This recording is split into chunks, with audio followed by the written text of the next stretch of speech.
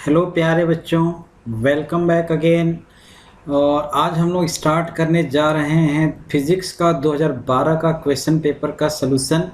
और आपके स्क्रीन के ऊपर दिख रहा है पहला क्वेश्चन दिख रहा है। इसमें क्या दिया हुआ है कि चित्र में 3 ए बी और सी के दूरी समय ग्राफ प्रदर्शित हैं। ग्राफ का अध्ययन करके सही उत्तर का चयन कीजिए। तो क्या बोला जा रहा है, देखिए अब इसमें एक्चुअली हम लोग ऑप्शन भी देखते हैं। बोला जा रहा है कि ए सबसे तीव्र गति से गतिमान है। तो एक्चुअली अगर वेग की बात किया जा रहा है तो वेग क्या होता है, वेग जो हमारा होता है दूरी परिवर्तन की दर को हम लोग बोलते हैं, ठीक है।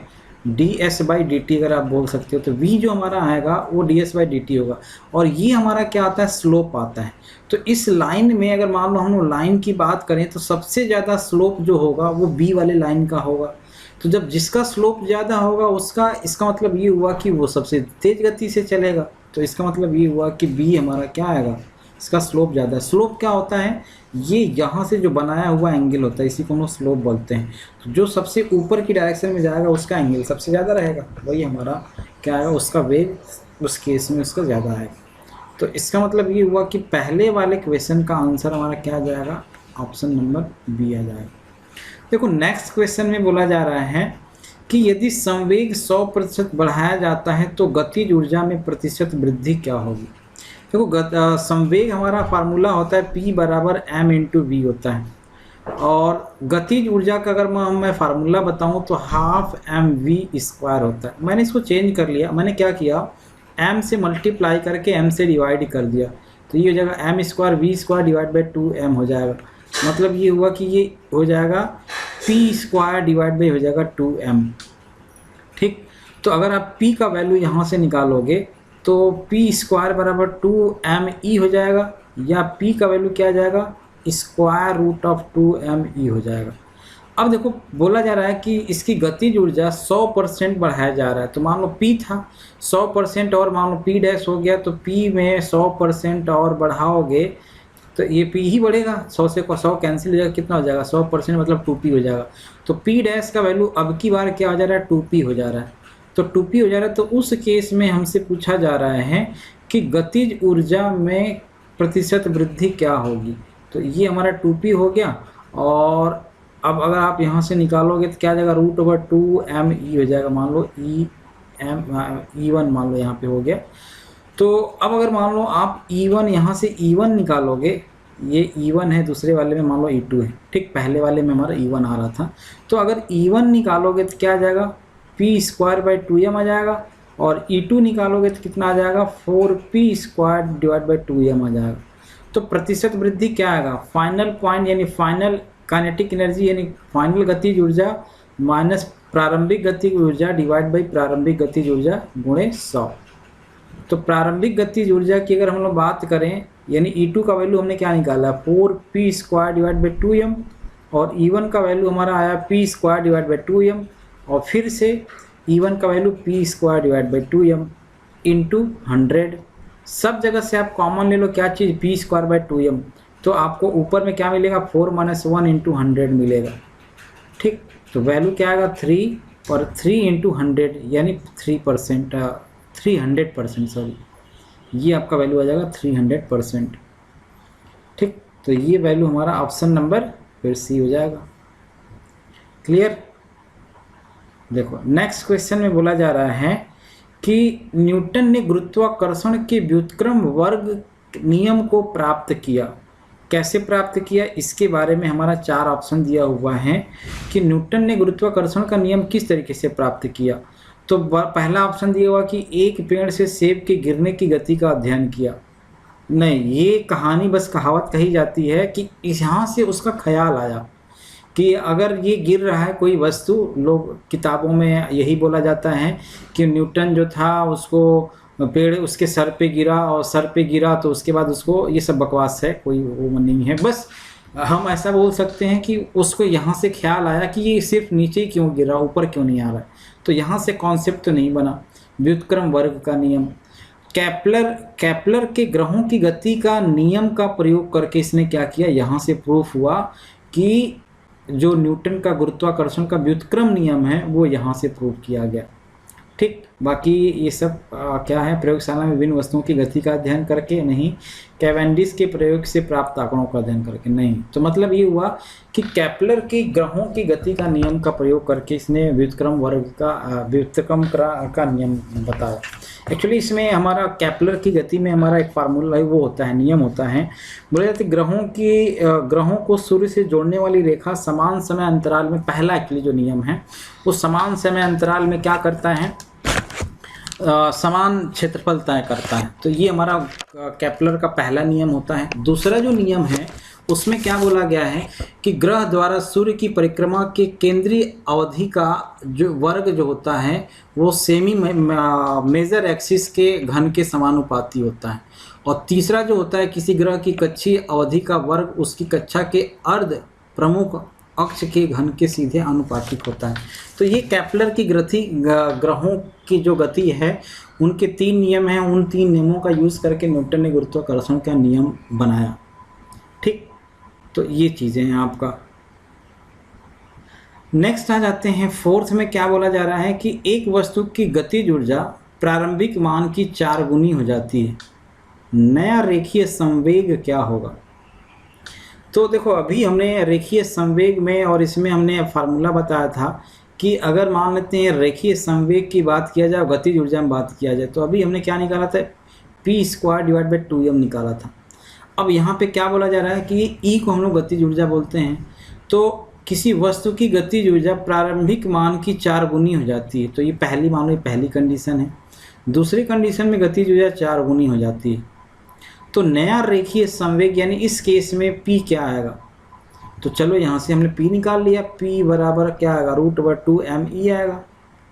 ठीक, और P' इस केस में क्या आएगा, P' यानी जो नया वाला वैल्यू है वो जो 2me है वो 4e हो जा रहा है, ऐसे समझो, पहले से 4 गुना हो जा रहा है। तो इस 4 को अगर मैं बाहर निकालूंगा तो कितना हो जाएगा, 2 टाइम्स अब 2me हो जाएगा। और 2me का वैल्यू किसके इक्वल है, P के। तो P' का वैल्यू किसके इक्वल हो जाएगा, 2p के इक्वल है। यानी प्रारंभिक मान का वो क्या हो जाएगा, 2 गुना हो जाएगा, 2 गुना प्रारंभिक मान का। यानी ऑप्शन नंबर C हो जाएगा। ठीक, चौथे का ऑप्शन नंबर C हो जाएगा। ठीक, नेक्स्ट देखो पांचवा में क्या बोला जा रहा है कि एक 50 किलोग्राम का लड़का, द्रव्यमान कितना दिया है, 50 किलोग्राम। ठीक, लड़का 45 स्टेप्स तक 45 स्टेप्स वाले जीने पर 9 सेकेंड में चढ़ जाता है, t बराबर 9 सेकेंड। यदि प्रत्येक कदम की ऊंचाई 15 सेंटीमीटर है, यानी मान लो हाइट जो दिया हुआ है 0.15 मीटर दिया हुआ है। ठीक, तो उसकी पावर क्या होगी, पावर पूछा जा रहा है। तो पावर का फार्मूला क्या होता है, P बराबर W/T होता है। और W क्या होता है, फोर्स इनटू डिस्प्लेसमेंट, ठीक है, /T। और अगर मान लेते हैं फोर्स को हम लिखूँ तो क्या लिखेंगे, M × G लिख लेते हैं, और इनटू डिस्प्लेसमेंट /टाइम। M का वैल्यू दिया हुआ 50, G का वैल्यू हमको 10 रखने के लिए बोल रहा है। ठीक, और S डिस्प्लेसमेंट हमारा कितना आएगा, देखो यहाँ पे 45 स्टेप चढ़ रहा है। एक स्टेप्स में कितना, 45 स्टेप एक्चुअली चल रहा है, 45 स्टेप्स, और एक स्टेप में उसकी कदम की लंबा ऊंचाई कितनी है, 15 सेंटीमीटर। तो उसको हमने कन्वर्ट कर लिया था मीटर में, और 0.15 ये हो गया, 45 स्टेप्स हो गया, है ना, 9 सेकेंड में चढ़ जाता है। तो ये हमारा वैल्यू आ गया। टाइम हमारा कितना दिया हुआ, 9 सेकेंड। तो फिर अब इसको कैलकुलेट करते हैं, तो 9 × 5 = 45 हो जाएगा, 9 × 5 = 45 हो जाएगा। ठीक, और इसको हमने सॉल्व किया तो 5 × 100 इंटू फिर 5 × 0.15। इस 100 को इसके साथ अगर मल्टीप्लाई करेंगे तो कितना हो जाएगा, 15 हो जाएगा। तो ये हो जाएगा 5 × 5 = 25, और 25 × 15, तो 25 × 15 करोगे कितना आ जाएगा, 375 आ जाएगा, 375 वाट। ठीक, तो पांचवा का हमारा कौन सा आ जाएगा, ऑप्शन नंबर ए हो जाएगा। क्लियर है, ये हमारा आंसर हो जाएगा। ठीक, अब आ जाते हैं नेक्स्ट क्वेश्चन नंबर 6 में। क्या बोला जा रहा है कि लकड़ी का एक छोटा टुकड़ा पानी के एक टब में तैर रहा है। पानी को धीरे धीरे गर्म किया जाता है, तो पानी के ऊपर दिखाई देने वाले लकड़ी के टुकड़े का आयतन क्या होगा। देखो, जब भी हम किसी भी वाटर की अगर बात करते हैं तो इसमें जब भी आप 0 डिग्री से लेकर के अगर 100 डिग्री तक आप इसको गर्म करोगे, यानी 0 से 100 तक गर्म करोगे, तो इसका आयतन क्या होता है, घटता जाता है। तो इसका मतलब ये हो कि लकड़ी के टुकड़े का आयतन भी क्या हो जाएगा, घटता जाएगा। तो इस 6 का फिर हमारा आंसर क्या आ जाएगा, घट जाए। लकड़ी के टुकड़े का आयतन क्या हो जाएगा, घट जाएगा, ये हमारा हो जाएगा। क्योंकि पानी का आयतन घट रहा है तो उसी केस में लकड़ी का आयतन भी घटता चला जाएगा। 7th में क्या बोला जा रहा है कि कंपन की आवृत्ति अधिक होने पर क्या अधिक होती है, ध्वनि की गुणता, ध्वनि की प्रबलता, ध्वनि की तारत्व, ध्वनि की तीव्रता। देखो, आवृत्ति अधिक होने से यानी फ्रिक्वेंसी अधिक होने से जो हमारा पिच होता है, पिच मतलब जो वॉल्यूम होता है वो क्या होता है, तीखा होता जाता है। जब फ्रिक्वेंसी आप बढ़ाओगे तो तारत्व जिसको हम लोग बोलते हैं, तो ध्वनि का जो तारत्व होगा वो क्या हो जाएगा, बढ़ता चला जाएगा। जैसे मान लेते हैं कई बार नहीं होता है कि जो जल्दी जल्दी बोलता है, जो पतली आवाज़ होता है, तो वो जैसे लड़कियों की बात किया जाए तो लड़कियों की आवाज़ क्या होती है, पतली होती है, तेज होती है, तीखी होती है। क्यों होती है, क्योंकि उनकी फ्रिक्वेंसी थोड़ा सा अधिक होती है। इसलिए जब फ्रिक्वेंसी अधिक होगा तो पिच हाई हो जाता है। तो उसी हिसाब से जैसे जैसे कंपन ज़्यादा होता जाएगा उसी हिसाब से उसका आवाज़ क्या होगा, तीखा होता जाता है, पतला होता जाएगा। तो जैसे डीजे बजाते हैं तो उसमें क्या होता है, जब फ्रिक्वेंसी हाई करते हैं तो क्या हो जाता है, पिच हाई हो जाता है। ठीक, तो ये हमारा आंसर नंबर यानी option number B is correct हो जाएगा। ठीक, 8th में क्या बोला जाएगा कि किसी गोलीय दर्पण तथा किसी पतले गोलीय लेंस दोनों की फोकस दूरियां -15 सेंटीमीटर, यानी फोकस जो दिया हुआ है, फोकस लेंथ, फोकल लेंथ, ठीक है। तो फोकल लेंथ जो दिया हुआ है वो क्या दिया हुआ, नेगेटिव में दिया हुआ है, नेगेटिव यानी -15 सेंटीमीटर दिया हुआ है। तो फोकल लेंथ नेगेटिव किसका होता है, अवतल के केस में होता है। तो यानी हमारा ऑप्शन नंबर सिर्फ ए हो जाएगा, चाहे वो गोलीय दर्पण हो चाहे लेंस हो। फोकल लेंथ जो हमारा होता है वो नेगेटिव सिर्फ और सिर्फ अवतल के केस में होता है, इसलिए हमारा क्या आएगा, ऑप्शन नंबर ए हो जाएगा। ठीक, 9th में देखिए, इसमें बोला जा रहा है कि निम्न में से किसमें आवर्धन -1 हो सकता है। तो आवर्धन -1 होने का मतलब ये हुआ कि यहाँ भी आपका जो फार्मूला हम लोग लगाते हैं m = v/u लगाते हैं, तो जो -v/u होता है, तो यहाँ पे जो हमारा वैल्यू आएगा, अगर मान लेते हैं u का वैल्यू पॉजिटिव आएगा और v का फिर नेगेटिव आ जाएगा। ठीक, या v का पॉजिटिव आएगा तो एक्चुअली v और u, सॉरी, अवतल के केस में क्या हो जाता है, ये दोनों क्या हो जाते हैं, सेम साइन के आ जाते हैं। तो नेगेटिव हमारा फिर कहाँ आएगा, अवतल के केस में ही आएगा, -1। क्लियर, तो ये फिर 9th का सी ऑप्शन आ जाएगा। ठीक, देखो 10वां में क्या बोला जा रहा है कि मानव नेत्र अभिनेत्र लेंस की फोकस दूरी को समायोजित करके विभिन्न दूरियों पर रखी वस्तुओं को फोकसित कर सकता है। ऐसा हो पाने का कारण क्या है। ऐसा हो पाना किसके कारण होता है, समंजन के द्वारा होता है। ठीक, जैसे मान लो समंजन का मतलब ये हुआ कि मान लो हम चश्मा लगाए हुए, मेरा ही देख लो आप लोग, तो मैंने चश्मा लगाया हुआ, तो इसका मतलब ये हुआ कि क्या होता है, जो हमारा रेटिना पे फोकस बनना चाहिए, आँख के रेटिना पे जो हमारा किसी भी वस्तु का जो फोकस बनता है वो उस फोकस पे नहीं बन पाता है। तो जब नहीं बन पाता है तो फिर हम क्या करते हैं, चश्मा लगाते हैं। और जब चश्मा लगाते हैं तो उससे क्या होता है, समंजन का केस बनता है। उस केस में फिर क्या होता है, हमारा जो फोकस होता है रेटिना पे बनने लगता है। जब रेटिना पे बनता है तो वस्तु क्या हो जाता है, दिखने लगती है। ठीक, तो किसकी वजह से होता है, समंजन का। तो अगर मान लो दिख रहा है, चाहे मान लो दूर की वस्तु हो चाहे नज़दीक की वस्तु हो, केस किसकी वजह से होता है, समंजन की वजह से होता है। क्लियर, ठीक है, नेक्स्ट 11th वाला क्वेश्चन देखते हैं। तो 11th में क्या बोला जा रहा है कि इसमें ए और बी के बीच समतुल्य प्रतिरोध निकालना है। तो देखो, समतुल्य प्रतिरोध निकालने का हमारा एक ही तरीका है। हमने क्या किया, एक टर्मिनल ए बना लिया ऐसे और एक टर्मिनल बी बना लिया। अब यहाँ पे अगर आप देखो तो अगर ये टर्मिनल और ये टर्मिनल शॉर्टेड हैं, शॉर्ट है, कोई रेजिस्टेंस वगैरह कोई डिवाइस नहीं लगा हुआ, तो अगर यहाँ पे है तो यहाँ पे भी ए होगा। और बी वाले में देख लो, अगर यहाँ बी है तो यहाँ भी तो बी होगा। तो इसका मतलब ये हुआ कि ए और बी के बीच में ये वाला एक रेजिस्टेंस 3 ओम का लगा हुआ। चलो हमने लगा लिया ऐसे 3 ओम का। फिर ऐसे ही ए और बी के बीच में ये भी तो 3 ओम का ही लगा हुआ है, तो इसको भी हमने लगा लिया ऐसे, ले लो लगा लिया। फिर ए और बी के बीच में भी ये भी 3 ओम का लगा हुआ, तो इसको भी हमने लगा लिया 3 ओम का। ये 3 ओम, ये 3 ओम, ठीक। तो अब ये तीनों क्या है, पैरेलल में है। तो अगर आर इक्विवेलेंट अगर आप निकालोगे तो क्या आ जाएगा, 1/r इज इक्वल टू क्या होता है, 1/3 प्लस 1/3 प्लस 1/3, मतलब क्या आ जाएगा, 1 आ जाएगा। मतलब आर का जो वैल्यू आएगा 1 आ जाएगा, यानी 1 ओम हमारा क्या आएगा, आंसर आएगा। तो नेक्स्ट क्वेश्चन दिया हुआ क्वेश्चन नंबर 12 में कि दो चालक तार जिनके पदार्थ लंबाई तथा व्यास समान हैं किसी परिपथ में पहले श्रेणी क्रम में। तो अगर मान लो 2 चालक हैं और जिनके रेजिस्टेंस मान लेते हैं आर है और ये आर है, दोनों समान दिया हुआ है क्योंकि पदार्थ लंबाई और व्यास सब समान है। तो इस केस में जो आर इक्विवेलेंट हो जाएगा वो कितना हो जाएगा, 2r के इक्वल आएगा। दूसरे केस में पहले श्रेणी क्रम में जोड़ा जा रहा था, फिर अगर मान लो हम समांतर क्रम में जोड़ते हैं तो वो कितना हो जाएगा, ये r हो गया, ये r हो गया। तो r इक्विवेलेंट किसके इक्वल आ जाएगा, r/2 के इक्वल हो जाएगा, ठीक। तो ये हमारा आ जाएगा वैल्यू।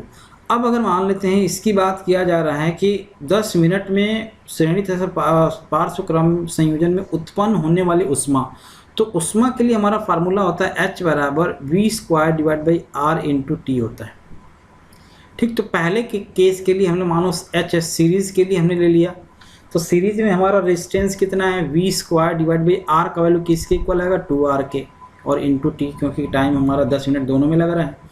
जब पैरेलल की बात करेंगे तो HP बराबर कितना हो जाएगा, v² / r/2 इंटू टी हो जाएगा। तो ये हमारा वैल्यू हो जाएगा 2v² / r, और टाइम यहाँ भी तो 10 सेकेंड ही लग रहा है, 10 मिनट लग रहा है। अब दोनों का हमको क्या पूछा जा रहा है, रेशियो पूछा जा रहा था। HS/HP का वैल्यू किसके इक्वल आ जाएगा, v² T/2r और whole divide by 2 into v² r into T. ये पूरा इससे कैंसिल हो जाएगा और इसका वैल्यू आ जाएगा 1/4। तो HS रेशियो HP का जो वैल्यू आएगा, सीरीज और पैरेलल का जो रेशियो आएगा वो कितना आ जाएगा, 1/4 हो जाएगा। तो ये हमारा आंसर हो जाएगा, ऑप्शन नंबर सी हो जाएगा, ठीक। क्वेश्चन नंबर 13 में देखिए क्या बोला जा रहा है कि वैद्युत चुंबकीय प्रेरण की परिघटना। वैद्युत चुंबकीय प्रेरण मतलब क्या होता है कि अगर मान लें तो 2 कुंडली होता है, इसमें ऑप्शन देखो आप, किसी वस्तु को आवेशित करने की प्रक्रिया, नहीं ये आवेशित करने की प्रक्रिया नहीं हो, प्रेरण, ठीक है। किसी कुंडली में विद्युत धारा प्रवाहित होने के कारण चुंबकीय क्षेत्र उत्पन्न करने की प्रक्रिया नहीं है, ये प्रेरण, चुंबकीय प्रेरण की परिघटना तो नहीं कह सकते, ठीक है, ये भी नहीं है। नेक्स्ट क्या दिया हुआ, कुंडली तथा चुंबक के बीच आपेक्षिक गति के कारण कुंडली में प्रेरित विद्युत धारा उत्पन्न करना, ये सही है, क्योंकि आपेक्षिक गति के कारण ही तो प्रेरण उत्पन्न होता है। जब तक आपेक्षिक गति नहीं होगा तब तक वो प्रेरण उत्पन्न नहीं होगा। तो इसलिए आप जब चुंबक और कुंडली के बीच में क्या होता है, जब फैराडे ने इसमें एक्सपेरिमेंट कर रहा था तो उसको कितने दिनों तक कि मतलब हम लोग मैग्नेट का यूज़ करके हम लोग क्या करते हैं, इलेक्ट्रिसिटी जनरेट करते हैं। तो वो क्या किया कि बस ऐसे ही आसपास जो भी अपना सर्किट डायग्राम बनाया था उसमें क्या किया कि वो बार बार उसके पास लेके जा रहा था, लेकिन तब भी उसमें डिफ्लेक्शन नहीं दिखा रहा था मीटर में। तो उसने क्या किया, झुंझला करके वो फेंक दिया आपने, किसको, चुंबक को। तो जब चुंबक को फेंका तो उसमें तब उसके बाद डिफ्लेक्शन दिखाया। तो वो इसका मतलब ये होगा कि वहीं से उसने निष्कर्ष निकाला कि जब तक इन दोनों के बीच में आपेक्षिक गति नहीं होगा तब तक क्या होगा, ये कुंडली में विद्युत धारा प्रवाहित नहीं होगा। यानी ऑप्शन नंबर सी हमारा हो जाएगा, ठीक आंसर। नेक्स्ट दिया हुआ है सौर सेल के निर्माण में निम्नलिखित पदार्थों में से कौन सा उपयोग होता है। तो सेल के निर्माण के लिए तो हमारा क्या होता है, सिलिकॉन यूज होता है, ठीक है। सिलिकॉन 14 का 80 आपका आ जाएगा सिलिकॉन, जो कि इसमें जब सेल का निर्माण होता है, क्योंकि ये जो होता है विद्युत वाहक बल होता है, विद्युत का सुचालक होता है सिलिकॉन, और ये इलेक्ट्रॉन का क्या करता है, गैदरिंग कर सकता है इजीली, इसलिए तो इसलिए सेल निर्माण में सिलिकॉन का यूज़ किया जाता है, ठीक है। नेक्स्ट में क्या बोला जा रहा है कि निम्नलिखित प्रभावों में से किस पर विद्युत फ्यूज कार्य करता है। हाल का प्रवाह, विद्युत धारा का रासायनिक प्रवाह, ये भी नहीं, हाल का प्रवाह में भी नहीं, विद्युत धारा का चुंबकीय प्रवाह में भी नहीं, विद्युत धारा का ऊष्मीय प्रवाह में हमारा क्या होता है, विद्युत फ्यूज जो हमारा लगता है इलेक्ट्रिक सर्किट वगैरह में, तो उसमें क्या होता है इफेक्ट, मतलब किसकी वजह से ये वर्क करता है, वही उष्मा के प्रभाव से। जितना पतला लगाओगे, अगर लोड बढ़ेगा तो क्या हो जाता है, गल जाता है, और जितने भी सर्किट रहते हैं वो बच जाते हैं। तो इसकी वजह से एक्चुअली उसमें क्या होता है, सर्किट फ्यूज़ लगाया जाता है। फ्यूज़ लगाने का मतलब यही होता है कि हमारे सर्किट जितने भी घर में डिवाइसेस लगी हैं वो जलने वगैरह से बच जाए, कभी अगर हाई वोल्टेज की करंट आती है तो, ठीक है। तो इसलिए क्या होगा, उसमें प्रभाव होता है, ठीक। तो ये रहा हमारा आज का सलूशन।